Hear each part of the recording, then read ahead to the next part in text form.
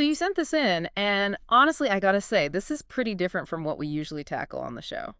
Yeah, I can see why you might say that. A house activity binder for Right. kids. Identify, match, color, trace, the usual stuff.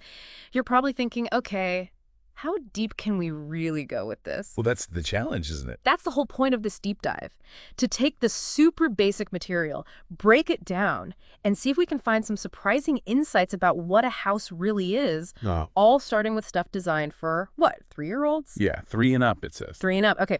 First section is types of houses. And right off the bat, they're not messing around. No kidding. Apartment, bungalow, castle, cottage, farmhouse, hotel, a hut, igloo, manor, mansion, motel, palace, shack, skyscraper, tent, treehouse, villa. Whoa. That's a pretty wild mix when you see it all laid out like that. It is. You start with a simple hut and you end up with a skyscraper. Right. It really shows how the idea of shelter, something so basic, has evolved alongside everything else. Societies, resources, all of that. You look at a tent and you think nomadic, Yeah. On the move. Then you see a castle and you think power, permanence. Yeah, good point. And then they throw in hotels and motels. Most people don't live in those long-term, right? Those are just temporary. That's interesting. Makes you wonder what really defines a house, Yeah. right? Is it just walls and a roof? Or does it have to be somewhere you stay for a good while? Almost like it needs that feeling of being home rather than just a place to crash. Exactly. It's that feeling of connection, Yeah. belonging. You don't get that in a motel room, even if it's keeping the rain off your head. True. Okay, then you've got the really different ones like igloos and tree houses. Talk about thinking outside the box. Or maybe inside a different kind of box, in the case of the treehouse. Uh-huh. Good one. Yeah, an igloo, you're talking serious ingenuity. Yeah. Figuring out how to stay warm in the harshest conditions using, like, the snow itself. It's almost artistic. Yeah, and the treehouse, it's more like playful, that need to escape, climb up high, get closer to nature, maybe relive childhood a little. It taps into a different side of us, that's for sure. Less about practical needs and more about desire, maybe. So we've got this crazy variety of houses, and then the next activity is a matching activity, and it uses that same list. Apartment, bungalow, igloo, motel, manor, you name it. Got to match the picture to the word. Simple, right? It seems that way, but even something that basic makes you think about how we recognize these places, how we categorize them instantly.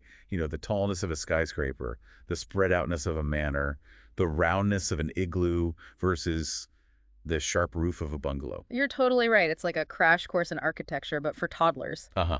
Exactly. Okay, next up is activity 3, around the house. Now we're going inside. So we're moving from the outside in. Yep, this is all about the rooms we find in a house. So we're getting into how we actually live within these structures. Exactly. Bathroom, bedroom, kitchen, living room, garage, garden.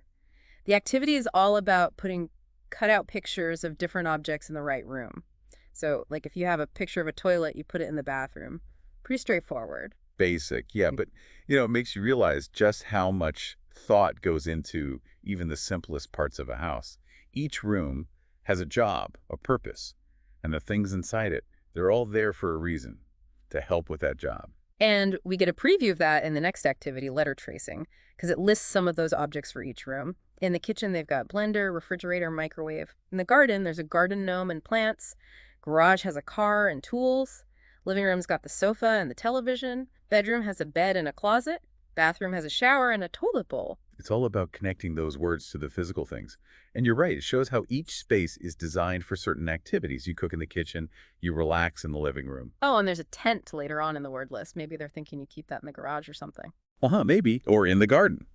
It is interesting, though, how they include that. Like a tent, it can be a temporary house, but it's also just a thing, an object. So it doesn't always have to fit neatly into a specific room. Makes you think, huh? Okay, activity 4 is color my home. This one's cool. Just a simple outline of a house, and the instructions say to color it in. They suggest yellow, red, green, blue, orange, brown, purple, or pink. This is where it gets personal. Up until now, we've been talking about, the basic idea of a house, but this lets you put your own spin on it. It's amazing how much color can change the feel of a place. Imagine a bright yellow house versus a deep blue one. Totally different vibes, right? Exactly. It's a basic form of self-expression, using color to show off who you are, what you like. And when you think about it, that's a huge part of what makes a house a home. It reflects the people who live there.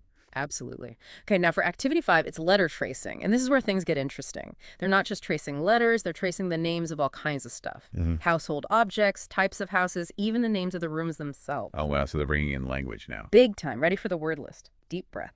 Okay?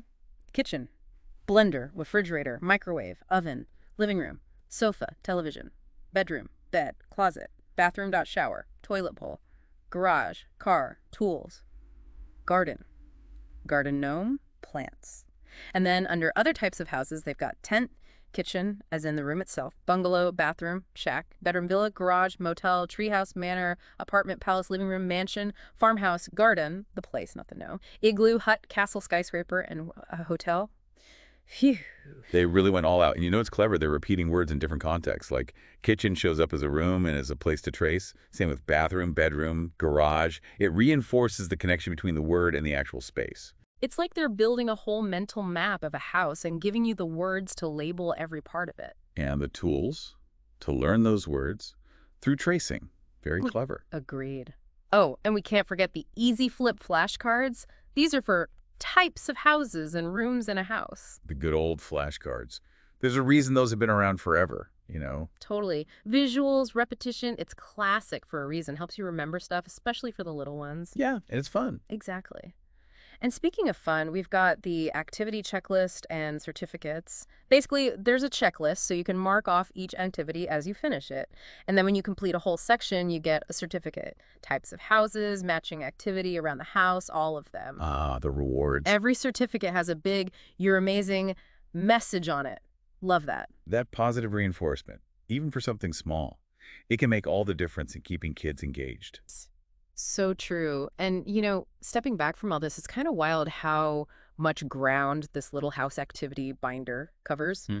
It started with just identifying different types of houses, but we've talked about how those houses evolved, how we organize life inside them, the stuff we put in each room, even color and basic reading skills. It's a microcosm of, well, of life itself, almost. Mhm. We started with these basic structures, and we ended up talking about how people express themselves, how they interact with their environment, how they learn. It makes you think, when you strip away all the fancy stuff, what does home really mean? It's more than just bricks and mortar, isn't it? Way more. It's a feeling, a sense of belonging, connection. It's your own little corner of the world. Well said. This deep dive into a kid's activity book has given us a lot to chew on. Thanks for sending this in. Yeah, thanks. And thanks to everyone for joining us on the deep dive. We'll see you next time.